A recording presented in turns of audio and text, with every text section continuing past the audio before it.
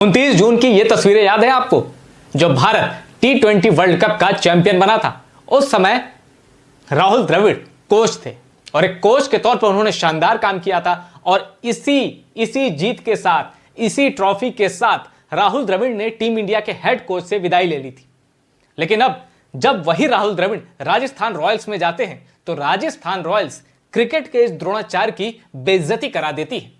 ऐसा इसलिए क्योंकि आईपीएल की कुल 10 टीमों में से अभी राजस्थान रॉयल्स का नंबर 9वां है और अभी उनका मुकाबला चेन्नई सुपर किंग्स से बचा है। हो सकता है कि वो मुकाबला भी राजस्थान रॉयल्स हार जाए और टूर्नामेंट की अंतिम नंबर की टीम राजस्थान रॉयल्स बन जाए। सोचिए, जिसने आईपीएल का पहला टाइटल जीता था वो टीम खत्म। तो आखिर ये क्यों हुआ? किसने राहुल द्रविड़ को द्रोणाचार्य से इस लेवल तक ले आए कि अब राहुल द्रविड़ आईपीएल की सबसे खराब टीम के कोच बन गए हैं?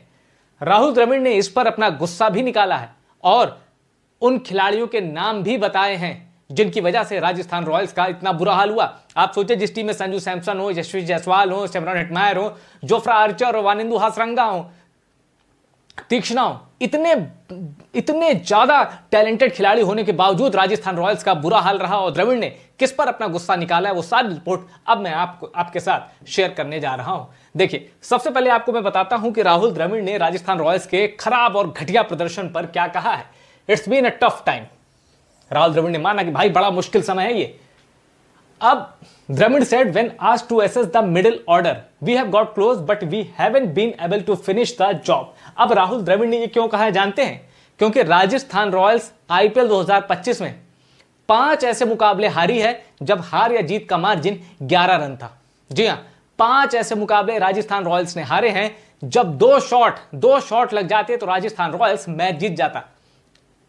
राहुल द्रविड़ कह रहे हैं, it's been one of those kind of season where you always feel with the ball that we probably give 15 to 20 runs extra and then you have got yourself in the some really good position to win the games, but we haven't been able to finish the job and a little bit around that lower middle order we just haven't been able to click and get the big shots that we needed. I mean, it's been 5 games now where the margins have really 1 or 2 hit, यानी जो बात मैं आपसे कह रहा था, राहुल द्रविड़ कह रहे हैं कि भाई 5 गेम ऐसे हुए हैं कि 2 हिट लग जाते काम बन जाता, which we just haven't been able to. So it's not that we have been losing too many wickets, we are still only 5 down today but we just haven't been able to hit those shot. Rahul Dravid कह रहे हैं कि भाई हम all out नहीं हो रहे हैं, हमारे 4 ही 5 विकेट गिर रहे हैं लेकिन हम टारगेट ही चेज नहीं कर पा रहे हैं। तो राहुल द्रविड़ ने, अब ये मैंने राहुल द्रविड़ ने जो कहा है उसका 80% हिस्सा सुनाया है। राहुल द्रविड़ ने कहा है कि कुछ नहीं, ये सिर्फ बल्लेबाजों की गलती है। और वो बल्लेबाज कौन है, राहुल द्रविड़ ने किसकी ओर इशारा किया है, आइए अब मैं आपको वो बता देता हूं। ये है वो राजस्थान रॉयल्स को जिनसे उम्मीद थी कि ये हमें आईपीएल 2025 जिताएंगे, उन्हीं 3 की वजह से ये बाहर हो गए। अब इन तीनों को हार की जिम्मेदारी लेनी पड़ेगी क्योंकि यही 3 राजस्थान रॉयल्स के सितारे हैं। देखिए, रेयान पराग, इनको क्यों कप्तानी दे दी गई? खिलाड़ी टैलेंटेड, इन्होंने मेहनत करके बताया है कि भाई अब मैं पुराना वाला रेयान पराग नहीं हूं। इन्हें क्यों कप्तानी दी गई, क्यों ये 4 ओवर जैसे डालने लगे? एक part time of Virender Sehwag ने तो कहा कि मैं रेयान पराग या किसी भी ऑफ स्पिनर को बॉलर नहीं मानता, क्योंकि आप किसी भी क्रिकेटर से कहोगे कि हाथ घुमा के बॉलिंग डालो तो वो ऑफ स्पिन नहीं डालेगा। खैर, अब रेयान पराग ने कुछ अच्छे विकेट भी इस आईपीएल में चटकाए हैं, अब श्रेयस अय्यर का विकेट ले गए वो, तो खैर ये अलग बात है, पर इन तीनों को जिम्मेदारी लेनी पड़ेगी। और अब मैं बताता हूं कि इन तीनों ने आईपीएल 2025 में क्या किया और आईपीएल 2024 में इनके प्रदर्शन कैसे थे। देखिए, सबसे पहले ये जो स्टैट है ये संजू सैमसन का है। संजू सैमसन ने 2025 में क्या किया है, 8 मैच खेले हैं, 1 में नॉट आउट रहे हैं, उनका हाईएस्ट स्कोर है 66 रन। संजू सैमसन का हाईएस्ट स्कोर आईपीएल 2025 के 8 मैचों में 66 रन। बैटिंग एवरेज कितनी है? अप्रॉक्स 35 की बैटिंग एवरेज से खेला है और इन्होंने बॉल कितनी खेली? 172। इनका स्ट्राइक रेट 142 का है, करीब 150 मार पाए। जबकि यही संजू सैमसन 2024 में क्या कर रहे थे, करीब 48 की एवरेज से रन ठोका था। संजू सैमसन ने 16 मैचों में 531 रन बनाए थे, स्ट्राइक रेट भी ज्यादा था, और जहां उन्होंने 150 ठोका है, पिछले साल के आईपीएल में 550 ठोके थे। तो ये तो संजू सैमसन की मैंने आपको प्रोफाइल बताई कि इनसे कहां गलती हो गई, चोट की वजह से भी ये जूझ रहे थे और अब देखिए ये किसकी प्रोफाइल है, ये प्रोफाइल है यशस्वी जायसवाल की, ये प्रोफाइल है यशस्वी जायसवाल की।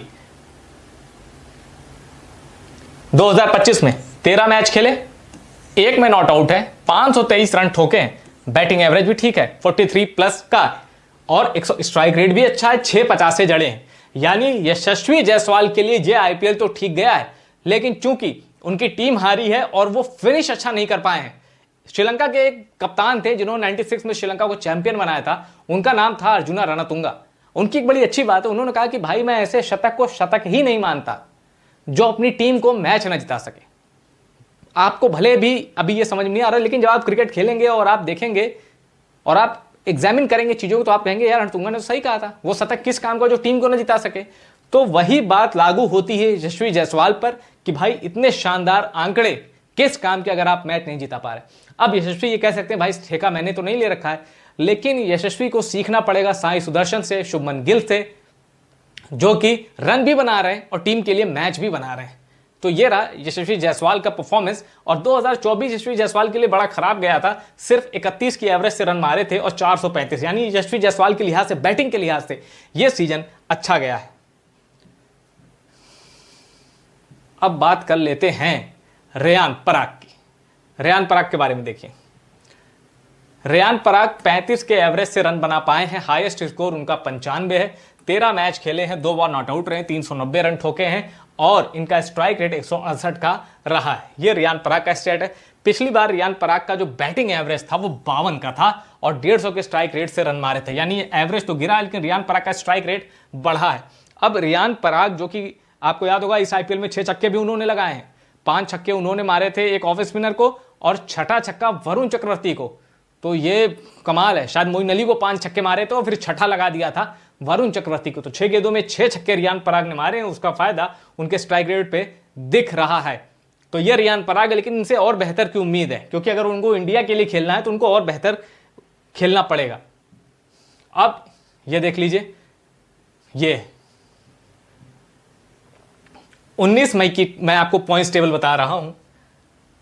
ये जो मैच दिल्ली और जीटी का हुआ जिसमें जीटी ने 10 विकेट से हराया, उसके बाद चेन्नई के 12 मैचों, ये देखिए सीएसके 12 मैचों में 9 हारी है, तो ये नंबर 10 पर है।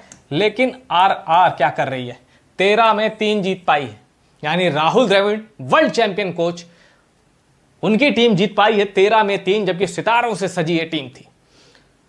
तो जिस तरह राहुल द्रविड़ का हाल इन सब ने बेहाल किया है, राजस्थान रॉयल्स के सितारों ने उनको जिम्मेदारी लेनी चाहिए, क्योंकि राहुल द्रविड़ एक मैच विनर खिलाड़ी भी रहे हैं, एक जुझारू खिलाड़ी रहे हैं और match winner, game changer Dronacharya भी रहे हैं।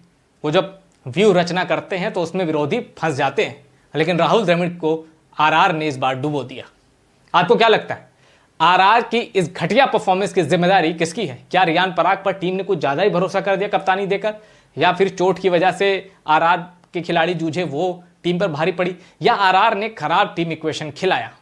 आपको जो भी लगता है अपनी राय में कमेंट करके बताएं।